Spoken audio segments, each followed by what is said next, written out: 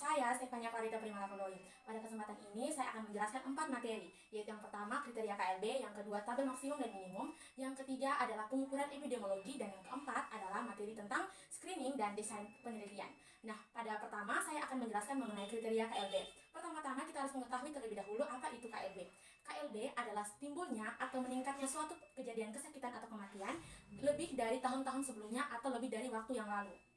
Nah, suatu penyakit dikatakan bisa dimasukkan ke dalam KLB jika memenuhi 10 kriteria. Dan pada kesempatan ini, saya akan menjelaskan 5 kriteria suatu penyakit digolongkan masuk ke dalam KLB. Yaitu yang pertama, angka kesakitan atau kematian 2 kali lebih dibandingkan dengan tahun-tahun sebelumnya. Contohnya, kasus diare yang terjadi pada bulan Desember 2021 itu 2 kali lebih besar daripada kasus diare yang terjadi pada bulan Juni tahun 2021. Yang kedua adalah angka kesakitan atau kematian 2 kali lebih daripada angka tahun-tahun sebelumnya per bulan yang sama. Contohnya, kasus diare yang terjadi pada bulan Desember 2021 2 kali lebih besar daripada kasus diare yang terjadi pada bulan Juni tahun 2020. Yang ketiga, munculnya penyakit yang belum pernah ditemukan. Contohnya adalah situasi saat ini, yaitu COVID-19, di mana COVID-19 ini sebelumnya belum ditemukan atau belum diketahui, namun baru diketahui pada 2019 dan berkembang variannya sampai sekarang, yaitu tahun 2022. Yang keempat, yaitu angka rata-rata per bulan setiap tahun menunjukkan perbandingan di bulan-bulan sebelumnya. Yang kelima adalah beberapa orang itu menderita penyakit yang sama. Berikut pokok bahasan yang akan saya bahas dan saya jelaskan adalah mengenai pola maksimum dan minimum, di mana pola maksimum dan minimum ini tentunya memerlukan data, sehingga data yang saya ambil merupakan data penderita diare di Puskesmas Padang Pasir dari tahun 2002 sampai tahun 2004. Nah, seperti ini datanya. Baik, saya akan menjelaskan bagaimana cara menentukan pola maksimum dan pola minimumnya. Jadi, kasus ini saya ambil data di mana penderita diare di Puskesmas Padang Pasir dari tahun 2002 sampai tahun 2004. Nah, pada tahun 2002 sampai tahun 2004, bulan Januari, ternyata tahun yang memiliki kasus diare paling banyak itu adalah jatuh pada tahun 2003, di mana penderitanya di sini adalah sebanyak 258 jiwa. Berikutnya, yang memiliki penderita paling sedikit pada bulan Januari dari 2002 sampai 2004 adalah 163, yaitu pada tahun 2004. Sehingga pada pola maksimum dan minimum dari penderita diare di Puskesmas Padang Pasir itu bulan Januari 163 jiwa dan maksimumnya adalah 258 jiwa. Begitu juga pada bulan Februari, di mana di sini kita lihat bahwa minimumnya itu di tahun 2004, yaitu 65 jiwa. Sehingga titik minimum jatuh pada tahun 2004 dengan jumlah penderita 65 jiwa. Dan titik maksimumnya itu jatuh di tahun 2002, di mana jumlah penderitanya di sini adalah 201 jiwa. Sehingga pola maksimum dan minimum pada penderita diare dari tahun 2002 sampai tahun 2004 di bulan Februari adalah maksimumnya adalah 201 jiwa dan minimumnya adalah 65 jiwa. Yang berikut adalah pada bulan Maret. Nah, pada bulan Maret ini kita lihat bahwa penderita tersedikit itu jatuh di tahun 2004, yaitu sebanyak 166 jiwa. Jadi titik minimumnya di sini. Dan pada bulan Maret dari 2002 sampai 2004, titik yang memiliki penderita terbanyak adalah pada tahun 2003, yaitu sebanyak 189 jiwa. Sehingga masuk pada pola maksimum dan minimum dari tahun 2002 sampai tahun 2004 pada bulan Maret, titik minimumnya itu sebanyak 166 jiwa yang menderita penyakit diare dan maksimumnya adalah 189 jiwa yang menderita penyakit diare. Pokok pembahasan ketiga yang akan kita bahas di sini adalah mengenai pengukuran epidemiologi, di mana pengukuran epidemiologi ini dibagi menjadi 3, yaitu rate, ratio, dan proporsi. Baik, kita langsung saja ke contoh soalnya, yaitu yang pertama mengenai rate. Desa X berpenduduk 300.000 jiwa. Dari 30 orang yang meninggal pada tahun 2005, 6 orang diantaranya karena penyakit diare. Penderita diare pada tahun 2005 Desa X sebanyak 200 orang. Hitungan CMR, SMR, dan CFR. Baik, kita langsung saja ke penyelesaiannya. Yang pertama adalah CMR. CMR itu adalah jumlah orang yang meninggal pada tahun 2005, yaitu 30, per jumlah seluruh penduduk, yaitu 300.000 jiwa, dikali dengan konstanta. Konstanta yang akan kita ambil di sini adalah 1000. Jadi ini 300, ini coret 1000, terus ini juga coret, jadi sisa 3 per 30 sama dengan 0,1 per mil. Yang kedua adalah SMR. SMR ini rumusnya jumlah orang yang meninggal karena penyakit diare, yaitu 6, per jumlah seluruh penduduk di desa X, yaitu 300.000 jiwa, dikali dengan konstanta, yaitu 10.000. Ini coret 5 per 1 juta. Ini konstantanya 6 per 3 dikali 1 sama dengan 2. Jadi dari 10.000 penduduk terdapat dari 2 per 10.000 penduduk. Jadi konstantanya adalah 10.000. Yang berikut adalah mengenai CFR. CFR ini rumusnya jumlah orang yang menderita penyakit diare pada tahun 2005 yaitu 200 per jumlah orang yang meninggal karena penyakit diare yaitu 6 orang per jumlah penduduk yang menderita penyakit diare pada tahun 2005 yaitu 200 dikali dengan 100% sama dengan 3%. Baik, kita lanjut ke soal berikutnya yaitu mengenai incident rate, prevalence rate, point prevalence rate, period prevalence rate, dan attack rate. Yang pertama incident rate. Incident rate itu rumusnya kasus baru IR sama dengan kasus baru per jumlah seluruh penduduk, yaitu diketahui pada desa A pada tahun 2008 jumlah penduduknya itu adalah 3 juta penduduk. Kasus lama per kasus baru diare itu adalah 2 per 5. Hitunglah incident rate, prevalence rate, period prevalence rate, dan attack rate. Jadi ini jumlah penduduknya di sini adalah 3 juta penduduk.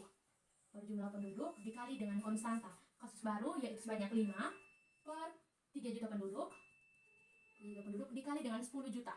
Nah, di sini kita harus mengambil konstanta yang sebesar-besarnya agar hasilnya itu tidak boleh desimal gitu. Jadi ini 3000, ini 6 angka 0 dicoret, 5 per 3 itu dapat 1,3 dikali dengan 10 itu sama dengan 13. Nah, 13 ini bukan IR-nya bernilai 13, namun dalam 13 ini mengandung arti bahwa dari 10 juta orang penduduk terdapat 13 orang penduduk yang memiliki potensi untuk menderita penyakit diare. Yang berikut adalah prevalence rate. Prevalence rate ini rumusnya kasus baru kita singkat saja dengan KB tambah kasus lama kita singkat dengan KL per jumlah seluruh penduduk atau jumlah populasi yang memiliki potensi untuk menderita penyakit tersebut, yaitu jumlah seluruh populasi kali konstanta. Di mana kasus baru di sini adalah 5 per kasus tambah kasus lama yaitu 2 per seluruh penduduk yaitu 3 juta penduduk dikali dengan 10. Kita coba dengan 10 juta sama dengan 7 per 3 juta dikali dengan 10 juta, coret 6 0, jadi 7 per 3 dikali 10, 7 per 3 ini 36, 2 per 2,3 kali 10 sama dengan 23. Nah, 23 ini bukan hasilnya 23, namun 23 ini mengandung arti bahwa dari 10 juta penduduk ternyata ada 23 orang yang berpotensi untuk menderita penyakit diare. Yang berikut adalah attack rate. Nah, attack rate ini rumusnya adalah jumlah kasus baru per jumlah seluruh penduduk dikali dengan konstanta.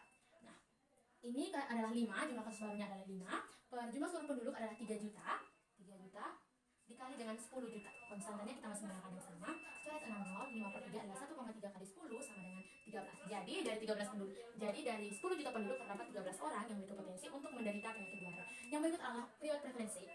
Nah, period prevalence rate atau PPR, nah itu rumusnya adalah kasus baru atau kita singkat KB per kasus lama atau kita singkat dengan KL per jumlah seluruh populasi per kali konstanta. Di mana sini adalah 2 tambah 5 sama dengan 7 per 3 juta penduduk dikali konstantanya adalah 10 juta. Nah, ini hasilnya 7 bagi 2,3 kali 10 sama dengan 23. Jadi dari 10 juta penduduk terdapat 23 orang yang memiliki potensi untuk menderita penyakit diare. Yang berikut adalah kita masuk ke bagian kedua, pengukuran epidemiologi kedua, yaitu rasio. Di mana rasio ini memiliki rumus X per Y dikali K, memiliki rumus umumnya ya. Dan kita langsung masuk saja ke contoh soalnya, yaitu jumlah penduduk di desa Y adalah 4.000 orang penduduk. Yang berjenis kelamin laki-laki berjumlah 1.500 orang dan yang berjenis kelamin perempuan itu berjumlah 2.500 orang. Itulah sex ratio penduduk di desa tersebut. Nah, sex ratio ini rumusnya itu adalah jumlah laki-laki per jumlah perempuan dikali dengan 100. Masuk ke kertas cakar, jumlah laki-laki sini kan 1.500 per jumlah perempuan sini adalah 2.500 dikali dengan 100. Coret-coret sama dengan sederhanakan dengan 5 per 5 itu hasilnya 3 per 5 dikali 100 sama dengan 0,6 kali 100 sama dengan 6 sama dengan 60. Nah, sex ratio-nya adalah dengan 60. Nah, 60 sini memiliki artian bahwa jika dalam satu populasi itu terdapat 100 orang yang berjenis kelamin perempuan, maka dalam populasi itu juga terdapat 60 orang yang berjenis kelamin laki-laki. Nah, rasio yang bisa kita dapatkan dari perhitungan ini adalah rasio laki-laki banding perempuan, di mana tadi sudah jelaskan bahwa jika perempuan berjumlah 100 maka laki-laki berjumlah 60. Jadi laki-laki adalah 60, perempuannya adalah 100. Disederhanakan dengan 20 itu sama dengan 3:5. Jadi rasio perempuan laki-laki sini adalah 3:5. Baik, pengukuran epidemiologi selanjutnya adalah proporsi. Nah, rumus umum proporsi adalah X per X tambah Y dikali dengan 100, dimana kita langsung ke contoh soalnya. Jumlah mahasiswa di Fakultas Kesehatan Masyarakat adalah 250 orang, dengan jumlah pria adalah 100 orang, dan jumlah wanita adalah 150 orang. Tentukan proporsinya. Jadi di sini sudah saya umpamakan, X adalah jumlah perempuan di Fakultas Kesehatan Masyarakat, dan Y adalah jumlah laki-laki di Fakultas Kesehatan Masyarakat. Kita langsung saja ke rumusnya. Proporsi itu rumusnya X per X tambah Y dikali dengan 100, dimana X itu adalah 150 jumlah wanita per 100 tambah 150 dikali 150 dikali 100 dikali tambah 100 dikali 100 sama dengan 150 per 250 dikali dengan 100 sore sama dengan 15 per 25, kita sederhanakan dengan 5 per 5 sama dengan 3 per 5 dikali dengan 100 sama dengan 0,6 dikali 100 sama dengan 60. Jadi proporsinya adalah 60. Baik, kita lanjut ke materi selanjutnya, yaitu tentang screening dan desain penelitian. Nah, screening, berbicara tentang screening berarti penyaringan. Screening adalah suatu usaha yang digunakan untuk menemukan suatu penyakit, baik penyakit-penyakit yang gejalanya dapat dilihat maupun penyakit-penyakit yang gejalanya itu tidak dapat dilihat. Nah, tentunya dilakukan screening ini memiliki tujuan, yaitu yang pertama mengetahui suatu penyakit yang tersebar di masyarakat, yang kedua mencegah agar penyakit tersebut tidak meluas kepada masyarakat. Nah, screening juga memiliki perhitungan.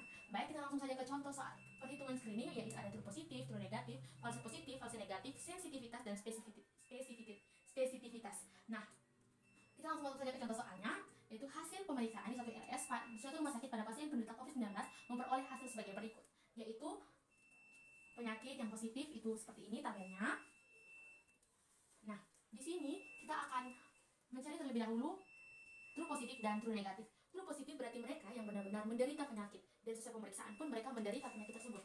Jadi true positif itu rumusnya sama dengan A. Nah, perlu diketahui bahwa pada tabel ini adalah tabel untuk A, ini adalah kolom, ini adalah bagian untuk A, ini bagian untuk B, ini adalah bagian untuk C, dan ini adalah bagian untuk D. Dan di sini adalah jumlahnya. Jadi true positif itu rumusnya sama dengan A, sehingga true positif adalah 100. True negatif itu sama dengan D. Nah, true negatif itu adalah mereka yang benar-benar menderita penyakit tersebut, yaitu true negatif sama dengan D, yaitu sama dengan 200. Nah, false positif. False positif itu adalah suatu pemeriksaan di mana penderita itu sebenarnya tidak menderita penyakit tersebut, tapi melalui suatu pemeriksaan dia menjadi menderita penyakit tersebut. Sehingga rumusnya di sini itu adalah B per B tambah D. False positif itu sama dengan B per B tambah D. Sehingga B di sini AB 200 per 200 tambah 200 400 sama dengan 1 per 4, 1 per 2 sama dengan 0,5. False negatif itu sama dengan C per A tambah C. C-nya adalah 200 per A 100 tambah C 200. Itu sama dengan 200 per 300 sama dengan 2 per 3 sama dengan 0,66. Berikut adalah sensitivitas. Nah, sensitivitas itu merupakan suatu upaya yang digunakan untuk memisahkan di mana mereka yang benar-benar sakit itu diletakkan pada suatu tempat seperti itu. Nah, sensitivitas ini rumusnya A per A tambah C. A per A tambah C. Nah, dari data ini A per A tambah C yaitu berarti 100 per 100 tambah 200 sama dengan 100 per 300 sama dengan 1 per 3, ini sama dengan 0,33. Dan spesifitivitas. Nah, spesifitivitas yaitu untuk memisahkan benar-benar mereka yang benar-benar menderita penyakit tersebut. Nah, spesifitivitas ini itu rumusnya adalah D per B tambah D. D per B tambah D. Nah, D di sini ini adalah 200 per B tambah D. 200 tambah 200 sama dengan 200 per 400 sama dengan 0,5. Jadi, spesifititasnya adalah 0,5. Tidak. Baik, pembahasan yang akan kita bahas adalah mengenai desain studi. Nah, desain studi ini dibagi menjadi dua, yaitu desain studi deskriptif dan desain studi analitik. Desain studi deskriptif digunakan untuk mencari tahu distribusi dan frekuensi dari suatu penyakit. Dan biasanya dia digunakan untuk menjawab pertanyaan apa, kapan, dan di mana. Sedangkan analitik itu digunakan untuk mencari tahu mengapa terjadinya suatu penyakit. Nah, untuk deskriptif ini dibagi menjadi beberapa jenis, yaitu cross-sectional dan case report, dan ada beberapa lainnya lagi. Sedangkan kalau analitik dibagi menjadi beberapa bagian, yaitu yang pertama cross-sectional study, case control study, dan cohort study. Nah, cross-sectional study. Nah, case sectional study ini memiliki kelebihan dan kelemahan. Kelebihannya itu dapat mengumpulkan data secara efektif, efisien, dan cepat. Sedangkan kekurangannya adalah tidak dapat mengetahui hubungan kausal, hubungan sebab akibat. Yang berikut adalah cohort study. Nah, cohort study ini kelebihannya itu kita dapat mengetahui hubungan satu saja penyebab dengan beberapa akibat. Sedangkan kelemahannya adalah dia membutuhkan waktu yang sangat lama studi ini. Selain itu, karena memakan waktu yang sangat lama, tentunya memakan juga biaya yang sangat banyak. Oleh karena itu, bagi para mahasiswa tidak dianjurkan untuk mengambil desain studi analitik yang cohort study ini. Sekian penjelasan saya mengenai 4 materi ini. Semoga dapat dipahami, dan saya mohon maaf apabila selama pemaparan materi